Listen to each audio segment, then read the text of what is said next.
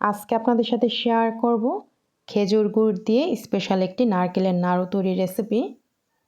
এই স্পেশাল নারকেল নাড়ুটা খেতে কিন্তু অসম্ভব মজার হয়। আশা করি আপনারা পুরো ভিডিওটি দেখবেন। রেসিপিটি আপনাদের কাছে অবশ্যই ভালো লাগবে। নাড়ু তৈরি করার জন্য এখানে নিয়েছি আধা কাপ চাল ভাজা। চালটাকে ঠিক এইভাবে ভেজে নিতে হবে। নিয়েছি 2 কাপ খেজুর গুড়। খেজুর গুড়টাকে আমি এরকম ছোট ছোট করে টুকরো করে নিয়েছি। নিয়েছি এখানে 4 কাপ নারকেল কুড়ানো। আপনারা চাইলে এখানে নারকেল বাটাও ব্যবহার করতে পারেন। আর নিয়েছি এখানে আধা কাপ তিল ভাজা। তিলটাকে হালকা ভেজে নিয়েছি।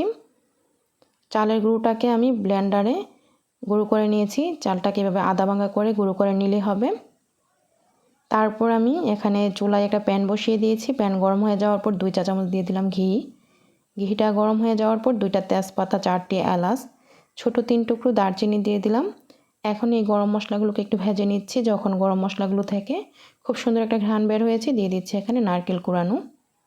চুলার আঁচটা একদম ফুল আঁচে রেখেছি। ফুল আঁচে রেখে প্রায় 3 থেকে 4 মিনিট ভেজে নিলে নারকেলের যে এক্সট্রা পানিটা শুকিয়ে যাবে। তো এইভাবে 3 থেকে 4 মিনিট ভেজে নিয়েছি। আর ভেজে নেওয়ার পর যখন এক্সট্রা পানিটা শুকিয়ে গিয়েছে, দিয়ে দিচ্ছি এখানে খেজুর গুড়। আপনারা আপনাদের পছন্দ মতো এখানে খেজুর গুড়ের পরিমাণটা কমিয়ে বাড়িয়ে দিতে পারেন। তবে খেজুর গুড়ের পরিমাণটা যদি বেশি কম দেন তাহলে কিন্তু নাড়ুগুলো ভালো হবে না। এখন আমি সবগুলো উপকরণকে ভালো করে মিশিয়ে নিচ্ছি আর চুলার আঁচটা ফুল আঁচে রেখে অপেক্ষা করছি গুড়টা গলে যাওয়া পর্যন্ত। অবশ্যই এভাবে অনবরত নাড়তে হবে, না হয় কিন্তু নিচে দিয়ে একটু পড়ে যেতে পারে।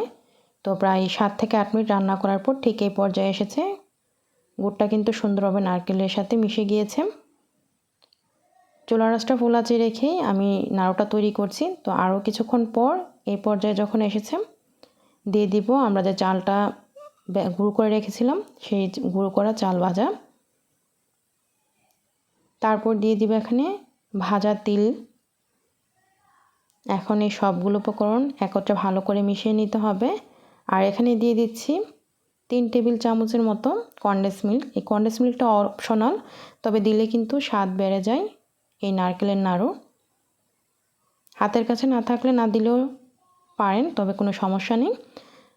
এখন এই সবগুলো উপকরণকে ভালো করে এভাবে নেড়ে আমি প্রায় আরও 3 থেকে 4 মিনিট রান্না করে নিচ্ছি। এইভাবে 3 মিনিট রান্না করার পর যখন দেখবেন খুব সুন্দরভাবে একটা আঠালো ভাব চলে এসেছে, তখন চুলাটা বন্ধ করে দিয়ে নামিয়ে নিচ্ছি। আমি এখানে একটা ছড়ানো প্লেটে নিয়ে নিচ্ছি গরম গরম অবস্থায়।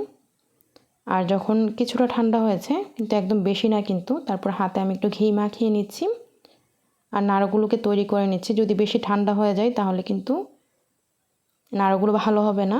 তো গরম গরম অবস্থায় নাড়ুগুলোকে তৈরি করে নিতে হবে। আর নাড়ু তৈরি করা কতটা সহজ আপনারা সবাই হয়তো জানেন।